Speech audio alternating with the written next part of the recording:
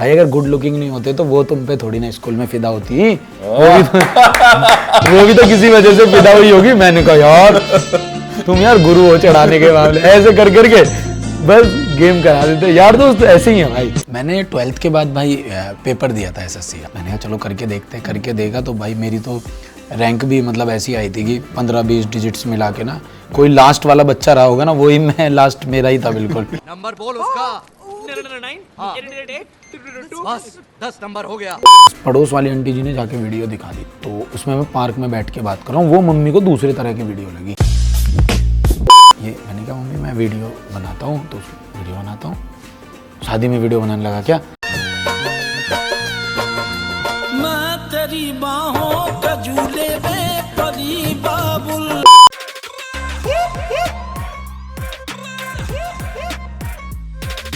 रात आप है आपके लव कोच राहुल मार्किन के साथ and let's welcome mister Amit Bhadana. आज का शो इसलिए भी स्पेशल है बिकॉज पंजाबी फीवर पर फॉर द फर्स्ट टाइम हम ये शो स्टार्ट कर रहे हैं जिसका नाम है द बुर्रा प्रोजेक्ट। और मुझे लगा कि भाई इससे बेहतरीन और कोई गेस्ट आ ही नहीं सकता था and Here we have with us the one and the only one Amit Bhadana. सबसे पहले आप ये बताएं कि एसएससी के बारे में ये आइडिएशन कहाँ से आया? मैंने 12th के बाद भाई पेपर दिया था एसएससी का। अच्छा। जिसमें मैं फेल हो गया था। अच्छा। एक ही बार ट्राई किया था मैंने। अच्छा। तो मुझे लगा, जब मुझे किसी ने बोल दिया था 12th के बाद ना, अच्छा, पेपर दे दे इसका और आसानी से सिलेक्शन हो जाता है और नौकरी लग जाती है। मैं उसको अभी भी ढूंढ रहा हूँ कहाँ है वो। उसने मुझे बोला, मैंने कहा चलो करके देखते हैं, करके देखा तो भाई मेरी तो रैंक भी मतलब ऐसी आई थी कि 15-20 डिजिट्स मिला के ना, कोई लास्ट वाला बच्चा रहा होगा ना, वही मैं लास्ट मेरा ही था बिल्कुल। नंबर बोल उसका। 9 बस 10 नंबर हो गया। 35 लाख बच्चे इसका एग्ज़ाम देते हैं। तो मुझे हमेशा लगता था यार यूपीएससी के ऊपर बहुत कुछ बनता है, एसएससी के ऊपर कभी कुछ क्यों नहीं बनता है। बिल्कुल बिल्कुल। तो जो 12th के बाद देते हैं उनकी बहुत ज़्यादा जनसंख्या होती है, ग्रेजुएशन के बाद की भी बहुत ज़्यादा होती है, लेकिन 12th के बाद तो क्योंकि हर एक गली में अगर 10 घर हैं तो 7 बच्चे दे ही रहे हैं, क्योंकि 12th तो सभी कर ही रहे हैं हर साल में। तो वहाँ से मुझे ये आइडिया था, धीरे धीरे मुझे जब बच्चे मिलते थे या कोई मिलता था, प्रशंसक मिलता था, तो वो मुझे हमेशा कहता था कि भाई एसएससी की तैयारी करो, एसएससी। मैंने कहा एसएससी अभी तक भी बहुत ज़्यादा रेलेवेंट टॉपिक है। फिर मैंने पिछले साल सोचा, मैंने कहा इसके ऊपर मैं लिखना शुरू करता हूँ। फिर मैंने सोचा पहले रिसर्च करते हैं, क्योंकि मैंने 7-8 साल पहले तैयारी की है, अभी क्या चेंज हो गया है। तो रिसर्च करने के लिए मुखर्जी नगर पहुँच जाते थे, तो वहाँ पे भी बड़े कमाल कमाल के लोग मिलते थे, कुछ मोटिवेशन लोग भी मिलते थे। जैसे एक लड़का मुझे मिलता था, सुबह से शाम तक वो चूड़ियाँ कंगन ये बेचता था और रात को वो पढ़ाई करता था। कोई ऐसा था कि जो वहीं पर ही मोमोज़ बेच रहा है और वो तैयारी कर रहा है। कुछ बहुत ज़्यादा मेरे जैसे बच्चे भी मिल जाते थे जो कहते हैं कि भाई तैयारी के बहाने हमें कुछ पैसे मिल जाते हैं घर से, कोचिंग हम जाते नहीं हैं, यहाँ पे अपना हम सोते रहते हैं। तो हर तरह के लोग मिले। तो वहाँ से फिर मैंने सोचा कि अब रिसर्च इतनी हो गई है, अब इसको लिखना शुरू करते हैं। उसके लिए मैंने थोड़ा पढ़ाई की, क्योंकि मुझे पता था कि एक टीचर का कैरेक्टर मुझे प्ले करना है कि स्टूडेंट का। वो आपकी ना राइटिंग में आपको समझ आने लगता है कि यार टीचर भी तू ही बनेगा और वो भी तू ही बनेगा, स्टूडेंट भी। ट्रिक्स बहुत चलती हैं एसएससी में कि ए से लेके जेड तक, ए टू जेड तक आप कोई भी बोलिए मुझे, एबीसीडी में आप कोई भी। 18 पर है, एफ 6 पर है। 5-6 महीने फिर मैंने 22 kg वेट घटाया इसके लिए। 90 था पहले 90 वाले के साथ हमने शूट किया है, सॉरी 80 वाले के साथ। अच्छा। 90 से 80 लेके गए तो 80 वाले के साथ शूट किया, फिर 70 पे लाए, फिर 70 वाले के साथ शूट किया। तो पूरा ये 1 साल का प्रोजेक्ट बन के तैयार हो गया। तो ये भी आपका मतलब कुछ अपना एक फैसला था कि मैं किसी और ओटीटी को नहीं दूंगा, ये मैं अपने ही चैनल पे डालूंगा? या मैंने ना किसी इंटरव्यू में बोल दिया था। अच्छा। जब मैं थोड़ा सा बच्चा बुद्धि में ना कुछ भी बनाऊंगा ना, बड़ा वेब सीरीज जब भी बनाऊंगा पहले अपने चैनल पे डालूंगा। तो पहले ही मैंने किसी ओटीटी को दे दी थी। अच्छा। ये सीरीज।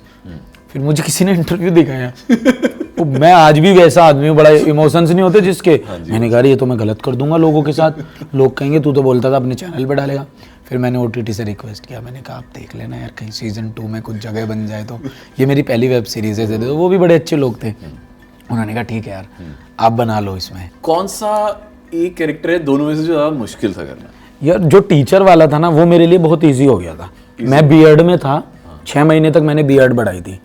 मैं उसमें डेली लाइफ जी रहा था, चाहे पोस्ट में प्री में मैं जितना भी काम कर रहा था, रेकी कर रहा था, राइटिंग कर रहा था, तो वो बियर्ड में ही कर रहा था। अब मैंने वेट घटाया और बियर्ड काटी और मैं एकदम से ऐसा हो गया, तो पहले तो मैं खुद को नहीं पहचान पा रहा था। मैंने कहा इतना सा पतला सा मेरा मुंह हो गया, इतना मतलब थोड़ा सा मैं अपने आप को अजीब सा फील कर रहा था। वो कैरेक्टर निभाना स्टूडेंट वाला मुझे बड़ा डिफिकल्ट पड़ा। फिर कॉमेडी नहीं है उस कैरेक्टर में, एक ना हल्का सा ना एक जिसे कहते हैं ना थोड़ी सी कम उम्र में मैच्योरिटी है। जैसे कि उसकी बहन उसको बोलती है पहले एपिसोड में कि तूने बहुत मेडल जीत लिए, तो वो कहता है मेडल ही सब कुछ नहीं होता है। तो वो कहती है तो फिर क्या होता है, तो वो कहता है कि पता नहीं है अभी, लेकिन खोज जारी है और रोज है, खोज रहा हूँ रोज रहा हूँ। तो उसकी ना ये छोटी छोटी सी एक थॉट है बस। तो मुझे लगता था यार ये तो मेरे जोन में भी नहीं जाएगा, कॉमेडी मुझे करनी नहीं है। तो बड़े उस तरीके से सुलझा सा आदमी चुपचाप जो अपने पापा से डरता है, उस कैरेक्टर को वो थोड़ा मुझे डिफिकल्ट था बस निभाना। आपको याद है कि डीमोटिवेशन आपको कब मिली थी जब आपने अपना ये यूट्यूब चैनल स्टार्ट किया था कि यार ये क्या काम कर रहा है यार, ये कौन करता है, और मतलब तो कोई अच्छी सी नौकरी कर ले, बिजनेस खोल ले, ये इसमें थोड़ा पैसा आएगा। तो जब आपने like you started way back, जब कोई सोच भी नहीं सकता था कि यूट्यूब चैनल होता भी है कुछ, उस समय किस किस तरह की डीमोटिवेशन मिलती थी? डीमोटिवेशन तो मैं लोअर मिडिल क्लास फैमिली से था, तो वहाँ से तो डीमोटिवेशन बहुत 16, 17, 18 साल की उम्र में मुझे बता दिया गया था कि देख भाई पिताजी है नहीं, तुझे बहन की शादी करनी है, तुझे ये करनी है। तो जिम्मेदारियाँ बहुत बचपन से मुझे दे दी थी। तो मैंने ग्रेजुएशन की, फिर लॉ करी, लॉ के बाद मैं यूट्यूब करने लगा। मेरी मम्मी के लिए तो ऐसे था क्या कर रहा है भाई, इसके ऊपर किसी ने टोटका वोटका करा दिया है, कोई लड़की वड़की ने इसे कुछ खिला दिया है, ये इसलिए ये छोड़ के ये सब करने की सोच रहा है। तो डीमोटिवेशन वो थोड़ा परिवार से स्टार्ट होता है। यार दोस्त तो पुश करते हैं, यार दोस्त आपकी ज़िंदगी के सबसे बेहतरीन लम्हों में से एक है। जो आपके बेहतरीन लम्हे होते हैं ना, वो सबसे बेहतरीन आपके दोस्तों के साथ गुजरते हैं। वो तो आपको बेकार से बेकार चीज़ को भी ना अरे भाई तू कर रहा है भाई, वो आपको हमेशा फील कराते हैं भाई तुम हो प्रेसिडेंट ऑफ इंडिया। वो आपको हमेशा एक उस वाइब्रेशन में रखते हैं। जैसे कभी आप अपनी माँ से नहीं पूछ सकते ना कि तुम्हारा फेवरेट बेटा कौन है, अगर 3 बेटों में से 2 बेटों में से कि आप कभी, तो वो कभी नहीं बता सकते। ऐसे ही दोस्त है, दोस्तों के लिए कोई कमियां ही नहीं है आप में। दोस्त भाई वो छोड़ के चली गई, अरे भाई तेरे जैसा उसको मिलेगा ही नहीं भाई, यू डिजर्व बेटर। चाहे फिर उसके बाद 25 साल तक कोई नहीं आई जिंदगी में, भाई कुछ लिखा हुआ है, इसके अलावा कुछ लिखा हुआ है। तो दोस्तों ने बड़ा मोटिवेट किया, बट डीमोटिवेशन हमेशा आपको सोसाइटी से बहुत आती है, जितना मैंने महसूस किया है। क्योंकि सोसाइटी की ये हमारी फैमिली से और उनसे स्टार्ट ऐसे हो जाता है, जब तक सोसाइटी आपकी फैमिली को बोलती नहीं आपके लड़का बहुत अच्छा है, तब तक परिवार वाले मानते। उससे कैसे डील कैसे करते? मैं कर्म में बहुत विश्वास करता हूँ। मुझे ऐसा लगता है जो भी चल रहा है ना, ये सब करवाया जा रहा है, ये सब है। अगर आपको डीमोटिवेशन मिल रही है, इसका एक रीज़न है। आप ही को क्यों मिल रही है? इंसान को तो सब इंसान तो दुनिया में मोटिवेट होकर घूम रहे हैं कि भाई देखो हमने तो दुनिया जीत रखी। लेकिन आपको डीमोटिवेशन इसलिए मिल रही है क्योंकि आपको कुछ ऐसा करना है, इससे सीख के ऐसा करना है जो आप सोच भी नहीं सकते कि अरे यार ये मैंने क्या कर दिया। तो डीमोटिवेशन आए तो हंस दो, ठीक है यार ये कुछ परीक्षा चल रही है, दे देंगे इसको भी, क्या हो गया, चलती रहती है। जब आपने अपना यूट्यूब चैनल नया स्टार्ट किया था, तो जो सोसाइटी वाले हैं, ये कोई साथ वाली आंटी जिनको सबसे ज़्यादा होता है ना, तो वो जाके आपकी मम्मी को बोलते हैं ये देखो जी कैसी वीडियोस बनाता है। तो ऐसा कभी होता था?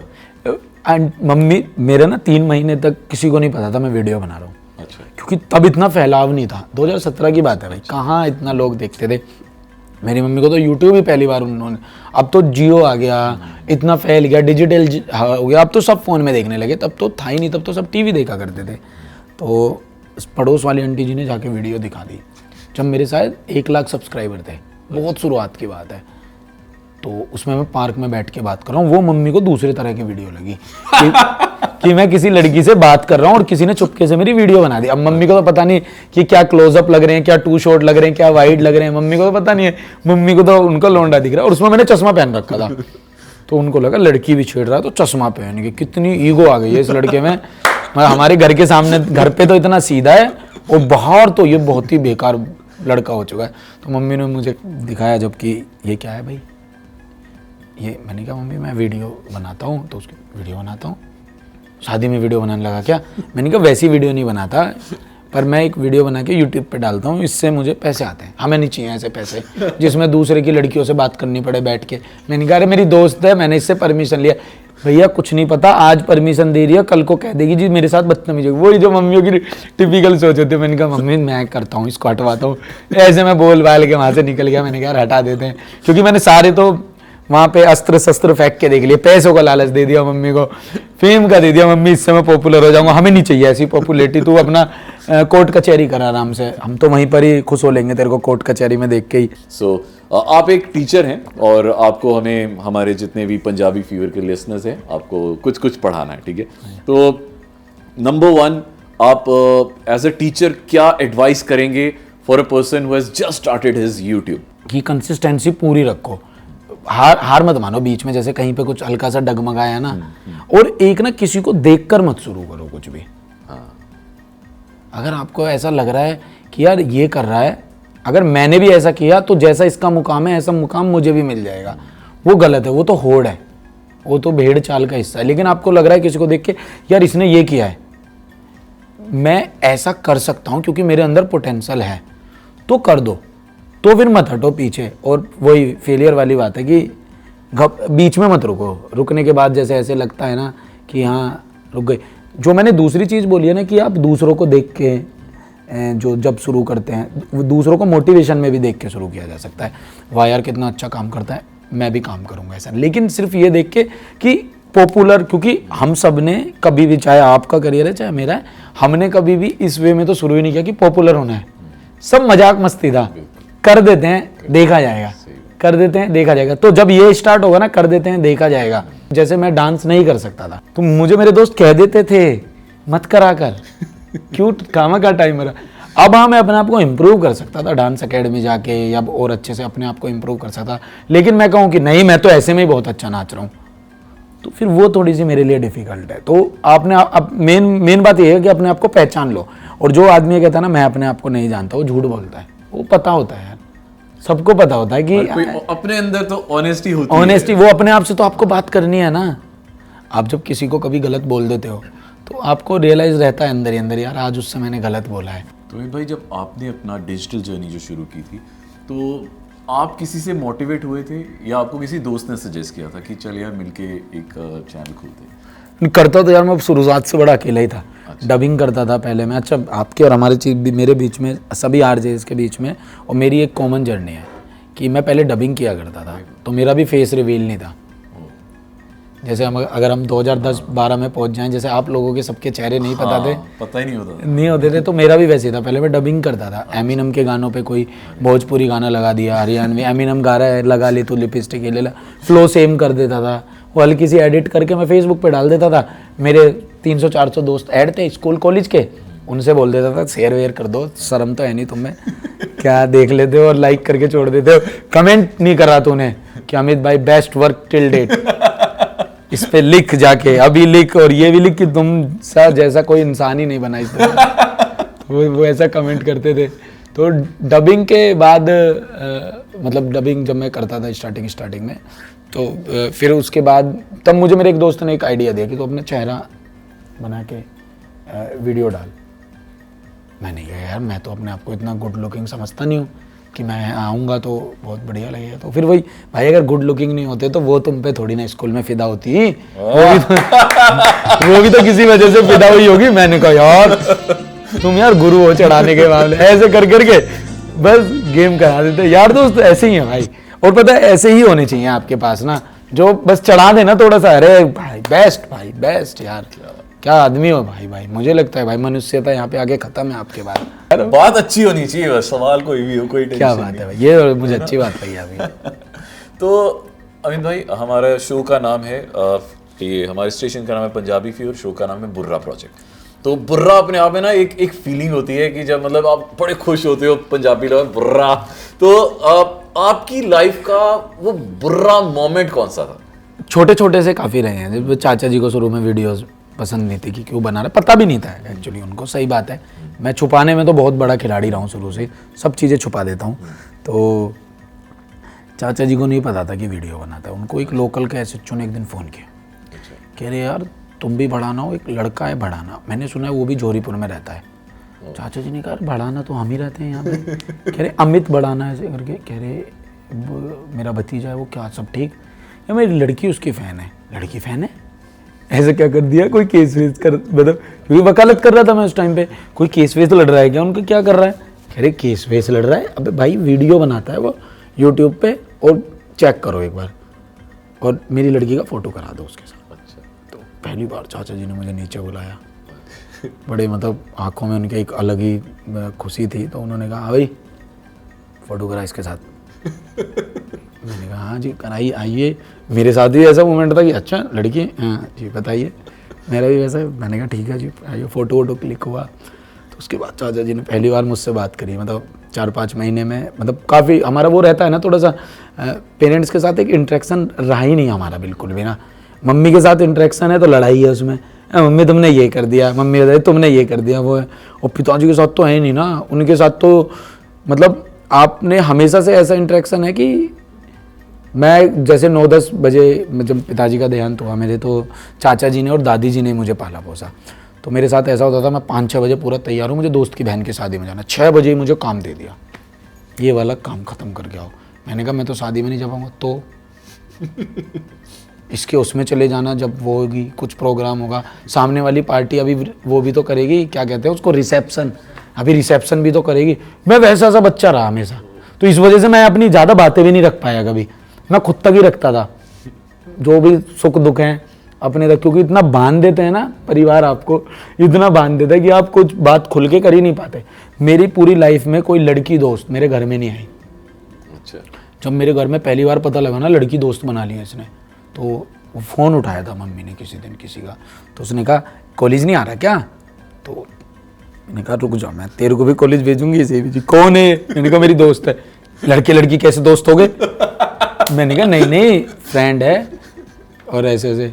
भैया ये चीज़ अच्छी नहीं रहती, देख अमित मैं तुझे अभी बैठे बैठे समझा रही हूँ, ये चीज़ अच्छी नहीं। किस दिन तेरी जेब में तो वैसे भी 50-60 रुपये रहे हैं, कुछ खिला पिला देगी, ले जाएगी सारे। मैंने कहा 60 रुपये में क्या कर लेगी, होश तो आएगा कभी, फिर तो मैं पकड़ ही लूंगा, मेरे 60 रुपये निकाल, फिर तो मैं उससे बाद में मांग ही सकता हूँ कि तू मेरे पैसे निकाल। तो वो वाली एक थॉट रहती है। अब मेरे छोटे भाई हैं, उनके दोस्तों से लड़कियाँ वड़कियाँ आती हैं घर में, और ऐसे करके, और वो मुझे कुछ, मैं हमेशा से उसमें रहा हूँ कि बड़े भाई वाली फील लिया मैंने। मुझे कोई नमस्ते ना करे मुझे बुरा लगता है, वो मुझे कहती है हाय अमित बिग फैन। मैंने कहा कौन हो, कहाँ से? सुमित की दोस्त, सुबह की दोस्त। मैंने कहा सुधीर की दोस्त। मैंने कहा क्या चल रहा है यार, ये दोस्त ऐसे घुसे, तो मैं रेशमा, मैं सुषमा। मैंने कहा क्या है ये मेरा घर? मुझे बड़ी ऐसे वैसा ना थोड़ा रहता है कि जैसे ही मैंने कुछ रील डाली या कोई पोस्ट डाला, तो हर 15-20 मिनट बाद ना मैं चेक करता हूँ कि कौन सा कमेंट आया है, अच्छा है कि बुरा है। आप ऐसा करते हो? मुझे पहले बहुत था भाई, अच्छा। जब मैंने स्टार्ट किया था तो 19-20 तक बहुत था। अभी तो मेरा हो ऐसा गया है कि भाई मैं बहुत ज़्यादा अलग जोन में जा चुका हूँ। मैं पूरे दिन में फ़ोन ही 1 घंटे चलाता हूँ बस, फ़ोन मैं बहुत कम यूज़ करता हूँ। सोशल मीडिया पे तो मुझे ऐसे हो जाता है 5-5, 6-6 महीने तक मैंने इंस्टाग्राम पर कोई पोस्ट नहीं। मैं कभी कभी हैरान रह जाता हूँ कि मेरे इंस्टाग्राम पे 9 मिलियन फॉलोअर्स हैं कैसे, कि मैंने ना कभी कुछ, मैं एक्टिव ही नहीं रहा। रील्स में डाल, रील्स मेरी क्या होती हैं, मेरी फिल्म आई उसकी क्लिप काट के, क्योंकि मुझे एडिट करता हूँ मैं प्रीमियर प्रो पे, क्लिप हटाई 30-40 सेकंड की और डाल दी, और मैं खुश हो जाता हूँ। मैंने कहा मैंने रील डाली आज। तो लोग मुझे कहते हैं भाई रील थोड़ा सा वैसा कंटेंट होता है, कभी आप फ़ोन वोन से शूट करके बनाया करो। मैंने कहा हाँ यार ये तो बड़ा ज़रूरी है, कल से एक्टिव होंगे। कल तो फिर अपना, आपको तो पता है नींद से प्यारा कोई दोस्त नहीं आपका, वो सबसे प्यारा। पर यूट्यूब पे जब मैं वीडियो डालता हूँ तो बहुत उतावलापन होता है, बहुत ज़्यादा। जैसे डालने के बाद कमेंट पढ़ता हूँ एकदम से कि क्या बोल रहे हैं, क्या नहीं बोल रहे, क्या बता रहे हैं, अच्छा अच्छी जा रही है, अच्छा वैसे जा रही है, वैसे जा रही है। व्यूज़, थोड़ा सब्सक्राइबर, उन चीज़ों से थोड़ा ऊपर उठ गए, वो मैं ज़्यादा गौर नहीं करता। अच्छा इस पर इतने आए, उस पर इतने आए, नहीं कमेंट्स पढ़ता हूँ, क्योंकि अब थोड़ा सा ना मुँह से तारीफ़ की आदत बहुत ज़्यादा हो गई है। क्योंकि नंबर्स तो ऐसा हो गया ना कि नंबर्स तो अब आ ही रहे हैं, सब नंबर्स तो सब कोई ना कोई रिप्लाई भी लिख दे। हाँ रिप्लाई मैं इंस्टाग्राम पे कर देता हूँ, DM पे। ठीक है, सही है। मैं इंस्टाग्राम DM चेक करता हूँ जब कभी भी, हफ्ते 10 दिन में, तो टच में तो रहता हूँ। मतलब मुझे लोगों से टच में रहने का बड़ा शौक है, मिलने का बड़ा शौक है, बैठने का बड़ा शौक है, लेकिन आम आदमी होना चाहिए, नॉर्मल बात करे, जो कुछ एकदम ऐसी बात बता दे कि भाई कल मम्मी ने वाइपर बजाए हैं, वो थोड़ा मजा आएगा, है ना। ये जो सेलिब्रिटी लोग हैं ना यार, ये ना कुछ और ही बताते हैं आपको बैठ के ना, कि और तेरा क्या नेक्स्ट प्रोजेक्ट क्या आ रहा है, इसकी डील कहाँ से चल रही है। वैसे ही फंस चुके हैं यार डील वील में, पूरे टाइम ही डीले वीले होती रहती हैं। कोई बताओ ना, छोले कुलचे उलचे की बातें करते हैं, बैठते हैं, तसल्ली लेते हैं थोड़ी तो सी। आपका सारा कंटेंट जो है आपके दोस्तों से, गली मोहल्ले इर्द से गिर्द किसी से नहीं करता? इर्द गिर्द से 17-18 के बाद तो भाई मैं इतना घूमा भी नहीं हूँ, इतना काम इतना ज़्यादा किया ना, टाइम नहीं मिला। 17-18 से पहले की राइटिंग करता हूँ मैं ये सब, तब तो भाई पूरे टाइम ही भाई घुमक्कड़ में, घर पे रात रात में आना। मुझे टाइम दे रखा था कि 7 बजे तक तू घर में चाहिए। मैंने कहा कि घर में 1 गेट नहीं 2 गेट का बंदोबस्त करवाना पड़ेगा, ये तो बड़ी दिक्कत है। तो ऐसे कर करके मैंने कहा कि एक गेट और बनवाओ, यहाँ बाइक की दिक्कत रहती है चढ़ाने में उतारने में, ये वो। मैंने कहा ताकि ये लगे तो इधर से रास्ता बने, उधर से रास्ता बने। आपकी लाइफ का एक बुरा सीक्रेट जो आज तक किसी को नहीं पता चला है? मैं 4-5 घंटे सोता हूँ बस, और ये मेरी प्रॉब्लम 2-3 साल से ऐसी बन गई है, मेरी आँख खुल जाती है। अच्छा, हाँ तो आप कैसे मैनेज कैसे कर लेते? भाई ये मुझे भी नहीं पता लग रहा अभी तो। अभी जब मेरे साथ वाले मनुष्य बातें बोलते हैं ना कि अभी तो तुम्हें पता लगना शुरू होगा, तो मैं ऐसे कहता हूँ कब आएगा ये कब आएगा ये दिन। तो वो मेरे दिमाग में हमेशा चलते रहते हैं, ये दिन आने वाला है अब, कि कभी तो ऐसा होगा कि मैं लेट आऊंगा और मेरा शरीर कह रहा होगा अब तो 20 घंटे बाद उठेगा। तो मैं उसी के इंतजार में हूँ। So this was our first ever बुर्रा project. कैसा लगा आपको जरूर हमें बताइएगा। इस चैनल को लाइक, सब्सक्राइब और नीचे कमेंट जरूर कीजिएगा। और मैं हूं आपका लव कोच राहुल मार्किन। देखो जी, जैसे लव बाइट्स बड़ी पसंद होती है ना, इसी तरह से आपको इसी इंटरव्यू की छोटी छोटी बुर्रा बाइट्स हमारे इंस्टाग्राम चैनल पे मिलेंगी। कहाँ? Punjabi fever official. Punjabi fever official ही है ना, बस।